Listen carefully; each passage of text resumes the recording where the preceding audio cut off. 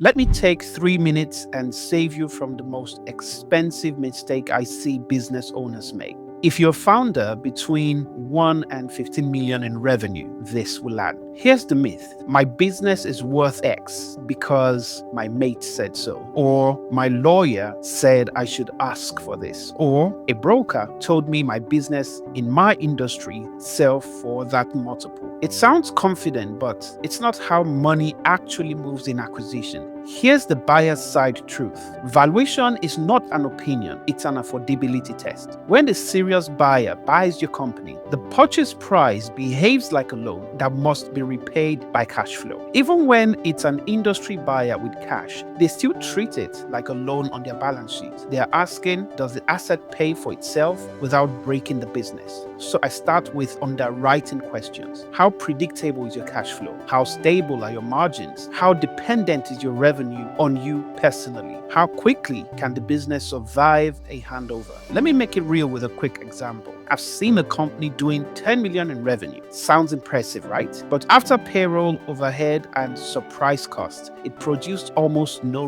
real profit. The business looked big, but it couldn't afford a meaningful purchase price. Then I've seen a smaller company, half the revenue, with clean margins, predictable customers, and disciplined reporting. That was financeable. That one attracted serious buyers. That one got better terms. And here's the part most owners miss. When you lead with an opinion, you invite negotiation chaos, because now we are debating ceilings. When you lead with affordability, the conversation becomes professional. It becomes, what does the business reliably produce and what risk is sitting inside it? If you have ever felt a buyer was discounting you, I want to label something. It probably felt like they didn't respect what you built. But most of the time, it's not disrespect, it's pricing risk. And pricing is driven by what the business can afford and how confident we are in the numbers. So what should you do with this? 3 practical moves that increase valuation without magic. First,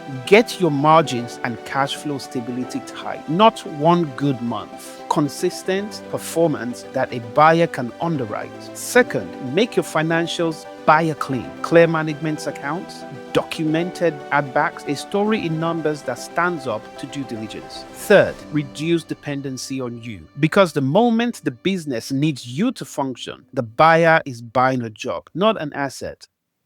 And this is where the best service providers quietly create massive value. A strong CFO or an accountant doesn't just do accounts, they make earning believable. A great ops or CRM specialist doesn't add software, they make revenue repeated. A strong coach or HR partner doesn't motivate staff, they build a company that runs without heroics.